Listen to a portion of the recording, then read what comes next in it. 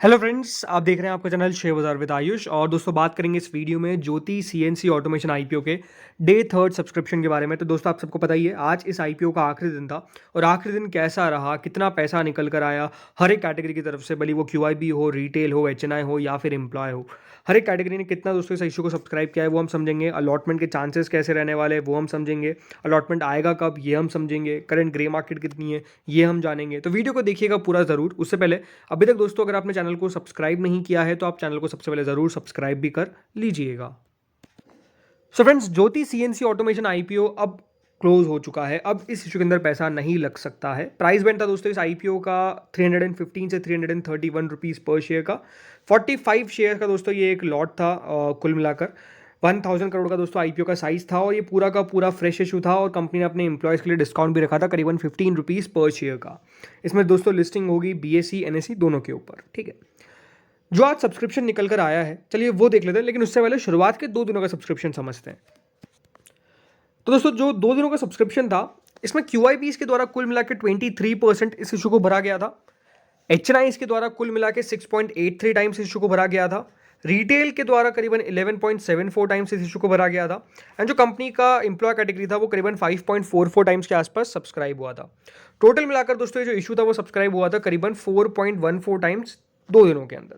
यानी ओवरऑल हम ये कह सकते हैं कि सब्सक्रिप्शन ठीक ठाक था। रीज़न सिंपल है कि उतना ज़्यादा सब्सक्रिप्शन क्यों नज़र नहीं आया।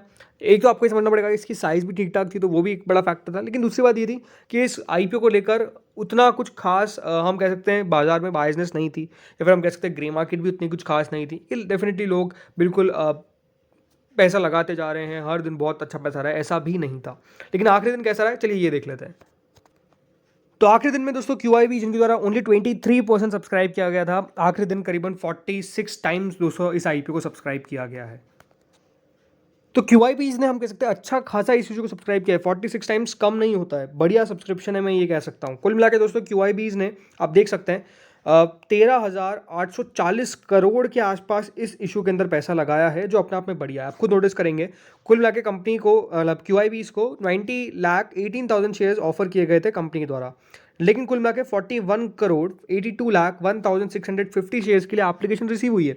शो क्या करता है ये शो करता है कि हाँ क्यूआईबीज ने इस इशू को ठीक ठाक रिस्पांस दिया है। कम नहीं कह सकते बट ठीक ठाक रिस्पांस दिया है। और ओवरऑल बहुत ज़्यादा भी नहीं है, क्योंकि हाल फिलहाल में आपने देखा है क्यूआईबीज ने किस तरीके से पैसा लगाया, बट ये कम नहीं है। मैं ये मानूंगा ये अच्छा खासा सब्सक्रिप्शन है जो क्यूआईबीज की तरफ से आया है।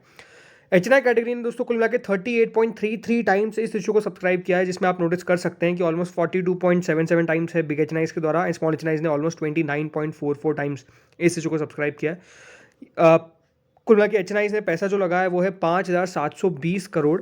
आप देख सकते हैं 45,09,000 शेयर्स ऑफर किए गए थे, जिसमें से 30 लाख शेयर्स ऑफर किए गए थे बड़े एचएनआईज को, जो बिग एचएनआईज जिसे कहते हैं, जिनके द्वारा ऑलमोस्ट 12 करोड़ 85 लाख शेयर्स के लिए एप्लीकेशन लगाई दी गई। और बिग एचएनआईज ने मेजरली 4,255 करोड़ के आसपास लगाए। स्मॉल एचएनआईज को 15 लाख शेयर्स ऑफर किए गए थे and overall 4 crore 42 lakh shares के लिए एप्लीकेशन रिसीव होती हुई नजर आई। कुल मिला के 1,464 करोड़ के आसपास हम कह सकते हैं ये पैसा जो है वो रिसीव हुआ है। तो एचएनआई में अलॉटमेंट कैसा रहने वाला है, तो दोस्तों सिंपल है। स्मॉल एचएनआई में तो हर 29.44 में से एक को अलॉटमेंट मिल जाएगा। इसको राउंड ऑफ कर लीजिए 29। हर 29 में से एक व्यक्ति को अलॉटमेंट मिलता हुआ नजर आएगा स्मॉल एचएनआई के अंदर। बिग एचएनआई में कैसा है, बिग एचएनआई में दोस्तों सिंपल है 42.77 है, तो हम इसको 42 राउंड ऑफ कर लेते हैं। इसको डिवाइड कर देना है आपको 5 से क्यों, बिकॉज देखिए आपने लगाया जरूर 10 लाख का एप्लीकेशन है, बट आपको मैक्सिमम शेयर्स कितने मिलेंगे 2 लाख कुछ अबाव। जितने स्मॉल एचएनआई के जितने शेयर्स मिलेंगे उतने के उतने आपको मिल जाएंगे। तो जो आपने ज़्यादा लगाया है वो आपको वापस से रिटर्न हो जाएगा। इसीलिए 10 लाख में से मिलते कितने 2 लाख 2.5 लाख, मतलब 2 लाख से कुछ ऊपर के शेयर्स।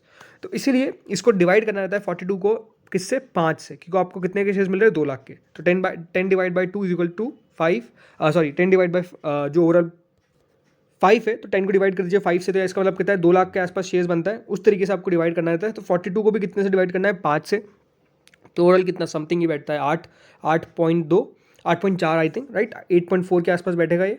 तो 8.4 में से एक व्यक्ति को अलॉटमेंट मिलेगा बिग एचएनआई के अंदर। इस तरीके का यहाँ पर अलॉटमेंट का चांस रहने वाला है बिग एचएनआई में। 8.4 कुछ समथिंग में से एक व्यक्ति को अलॉटमेंट लगेगा बिग एचएनआई के अंदर। इसके बाद दोस्तों जो आता है वो है रिटेल कैटेगरी। अब रिटेल कैटेगरी सब्सक्राइब हुई है 27.44 टाइम्स। कुल मिला के दोस्तों रिटेल पोर्शन जो सब्सक्राइब हुआ है वो बढ़िया सब्सक्राइब हुआ है, बट क्योंकि देखिए रिटेल का पोर्शन जो था वो सबसे छोटा था, इसलिए 27 टाइम्स से सब्सक्राइब हो गया। अगर 35% होता तो इतना ज़्यादा सब्सक्रिप्शन नहीं दिखता आपको। बट कुल मिला के 2730 करोड़ के आसपास रिटेल से कंपनी ने जुटा लिए हैं। आप देख सकते हैं 30 लाख शेयर्स रिटेल को दिए गए थे, जिसमें से कुल मिला के 8 करोड़ 24 लाख शेयर्स के लिए एप्लीकेशन जो है वो रिसीव हुई है रिटेल कैटेगरी की तरफ से। रिटेल में अलॉटमेंट कैसे होने वाला है, रिटेल में आप राउंड ऑफ कर लीजिए, हर 26 में से एक व्यक्ति को अलॉटमेंट जो है वो बेसिकली रखता हुआ नजर आएगा। हर 26-25 में से एक व्यक्ति को अलॉटमेंट लग जाएगा इसके अंदर, मोटा मोटी आप समझ लीजिए, सिंपल सी बात है। तो यहाँ पर भी रिटेल के अंदर भी अलॉटमेंट की आना बहुत आसान नहीं है, मैं तो यही कहूँगा। अगली कैटेगरी आती है एम्प्लॉय की। एम्प्लॉय कैटेगरी 13 टाइम सब्सक्राइब हुई है, तो कंपनी के एम्प्लॉयज़ ने भी काफ़ी बड़ा सब्सक्राइब किया है। एंड कुल मिला के दोस्तों जो इशू है वो 40.47 टाइम्स के आसपास सब्सक्राइब होता हुआ नजर आया। कुल मिला के कंपनी को 22,360 करोड़ के आसपास रिसीव हुए हैं। तो ओवरऑल सब्सक्रिप्शन का वर्डिक्ट क्या है, अच्छा सब्सक्रिप्शन रिसीव हुआ है, मैं ये कहूँगा। बिकॉज दोस्तों इसको लेकर उतना कुछ खास ज़्यादा बाजार में माहौल नहीं था, उसके बावजूद भी कंपनी ने 22,000 करोड़ रुपये अगर यहाँ पे जुटा लिए, जरूर कंपनी को इतना वैसे नहीं चाहिए, वापस आ जाएंगे, बट 22,000 करोड़ रुपये अगर कंपनी के पास आ रहा है तो ये दिखाता है कि हाँ कंपनी को लेकर रिस्पॉन्स खराब नहीं था। बट अब क्वेश्चन ये आता है कि हाँ लिस्टिंग इन होगा कि नहीं होगा। देखिए अगर मार्केट अच्छा रहा तो लिस्टिंग इन हो भी जाए, कोई बहुत बड़ी बात नहीं है। अब अलॉटमेंट कब आने वाला है, तो अलॉटमेंट दोस्तों कल ही आपको पता चल जाएगा। जी हाँ, कल यानी 12 जनवरी को आपको इस आईपीओ का अलॉटमेंट आता हुआ नजर आएगा। इसकी लिस्टिंग कब होगी दोस्तों, लिस्टिंग होगी इसकी ऑलमोस्ट 16 जनवरी को, राइट। 16 जनवरी को ये बाजार में आपको लिस्ट होता हुआ नजर आएगा। 12 जनवरी यानी कल इस आईपीओ का अलॉटमेंट आपको मार्केट्स में देखने को मिल जाएगा। कल इस आईपीओ का आपको अलॉटमेंट पता चल जाएगा कि आपको अलॉटमेंट मिला है या फिर नहीं मिला है। अगर बात करते हैं करंट ग्रे मार्केट के ऊपर, तो जो करंट ग्रे मार्केट चल रही है दोस्तों वो करंटली चल रही है 48 रुपीज़। इसका मतलब यही है कि करीबन 14.5% के आसपास का रिटर्न की एक्सपेक्टेशंस लगाई जा रही है। बट अगर आप खुद नोटिस करेंगे तो इसकी ग्रे मार्केट में काफ़ी डिक्लाइन हमको देखने को मिला है। कल तक ये 44 रुपीज़ थी, उससे पहले 77 रुपीज़ थी, उससे पहले 100 रुपये थी।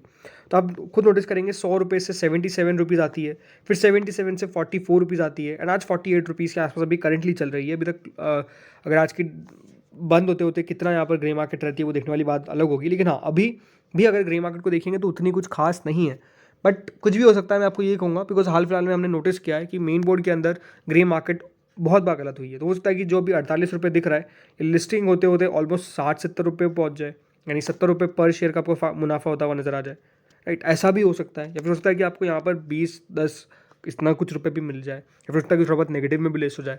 पॉसिबिलिटी सारी है, बट मुझे जो लगता है वो यही कि सब्सक्रिप्शन अगर इतना आया है तो नेगेटिव में एटलीस्ट लिस्टिंग नहीं होनी चाहिए, डिस्काउंट में आईपीओ लिस्ट नहीं होना चाहिए, ये मेरी एक्सपेक्टेशंस है। अगर नीचे लिस्ट हो जाता है तो बाकी आईपीओ के लिए भी अपने आप में एक थोड़ा सा डेंजर बन जाएगा कि अभी भी मेन बोर्ड आईपीओ डिस्काउंट में लिस्ट हो रहे हैं, जबकि आप देखेंगे बाजार में इतना कुछ खास दिक्कत करेंटली नहीं है, राइट। तो वो देखने वाली बात है, अब देखते हैं होता क्या है। बाकी जैसे आपको मैंने बताया कल यानी 12 जनवरी को इस आईपीओ का अलॉटमेंट आ जाएगा, एंड बाकी उसकी लिस्टिंग जो है वो 16 तारीख को आपको मार्केट्स में होती हुई नजर आ जाएगी। तो फ्रेंड्स इस वीडियो में इतना ही था, होपफुली आपको बढ़िया लगा।